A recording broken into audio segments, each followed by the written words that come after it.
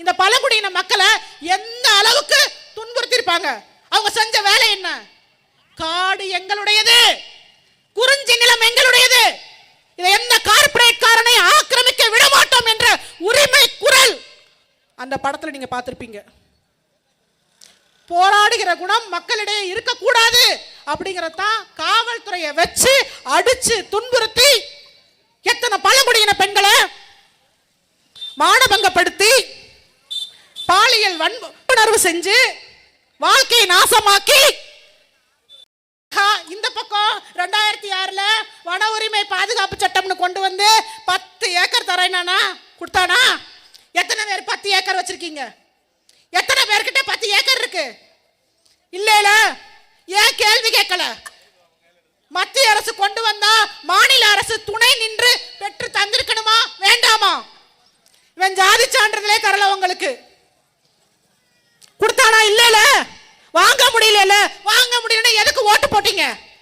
ஏன் போட்டீங்க? கேள்வி கேட்டிருக்கணும்ல. ஏய், எனக்கு தேவை இன்னைக்கு கொடுக்கிற 200 500 இல்லன்னு சட்டையை பிடிச்சு கேளுங்க, எவன் வர்றான்னு பாப்போம். உங்களுக்காக குரல் கொடுக்க யாரும் இல்லைன்னு நினைக்காதீங்க. உங்க பின்னாடி ஒரு ஆள் இருக்காரு.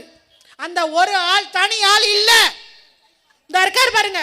இவருக்கு பின்னாடி பல லட்சம் கூட்டம் இருக்கிறது. சீமானின் பின்னாடி மக்கள் ராணுவம் இருக்கிறது. நாங்க ஒண்ணு இந்த தற்கொலை கூட்டம் மாதிரி வந்து 3 நிமிஷம் வெயில்ல நிக்க முடியலன்னு பேசிட்டு ஓடுற ஆட்கள் இல்ல.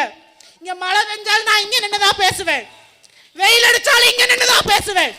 நான் மட்டும் இல்ல, என் அண்ணன் சீமான் வந்தாலும். அதனாலதான் இன்னைக்கும் மேடையில நிக்கிறவங்களுக்கு சரி, கீழே உட்காந்து சரி, மேற்கூரை கிடையாது. மழையோ பனியோ வெயிலோ நாங்க நிப்போம். உங்க கூட நாங்க நிப்போம். இன்னைக்கு தான் தமிழ் சமூகத்துக்கு சிந்திக்க தொடங்கி இருக்கு. அதனாலதான் மலை ஏற முடியலையா தடையா? அப்ப வாங்க சீமான போய் பார்ப்போம். அடுத்து தியேட்டர்ல படம் போட்டாங்களா, நாங்க தான் போய் நின்று தடை பண்ணுவோம். குரத்தி மகன் ஒரு படம். நான் கேட்கிறேன், இந்த கிராமத்துல மலைவாழ் மக்கள் நான் எல்லாரையுமே பார்க்கிறேன்.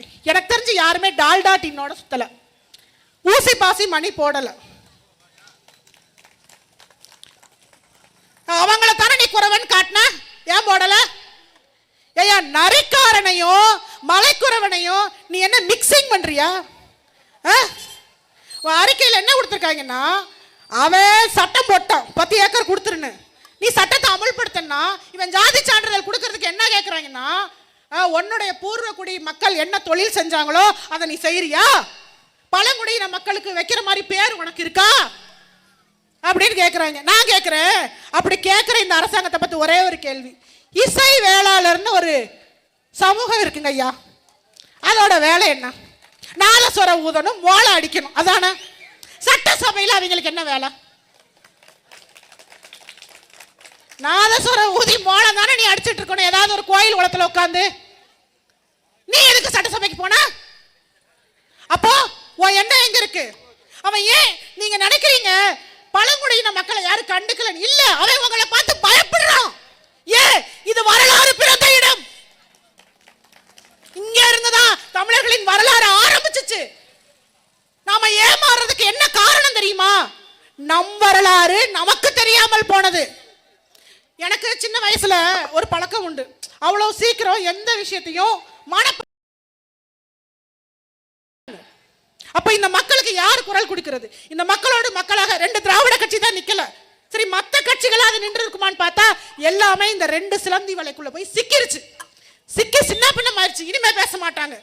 இனி உங்களுக்காக பேசுவதற்கென்று இந்த மண்ணில் இருக்கும் ஒரே அமைப்பு அந்த வழக்குகள்ல கொண்டு போய் கோர்த்து விடுறது, சேர்த்து விடுறது. தயவு செய்து உங்க அடுத்த தலைமுறை பிள்ளைகளுக்கும் இந்த நிலைமை தொடர வேண்டுமா என்பதை சிந்திச்சு செயல்படுங்க. 1000 சட்டம் கொண்டு வர்றாங்க. 10 ஏக்கர் நிலம் இன்னைக்கு யாருக்கிட்டையும் கிடையாது. அந்த நிலத்தை வாங்குறதுக்கு போராடணும். இவன் கடைசி வரைக்கும் ஜாதி சான்றிதழ் தரவே மாட்டான். நம்ம தீர்மானம் போடலாம், கோரிக்கை வைக்கலாம், ஆனா செயல்படுத்த வேண்டிய இடத்தில் யார் இருக்கணும்? சீமான் இருந்தால் மட்டும்தான்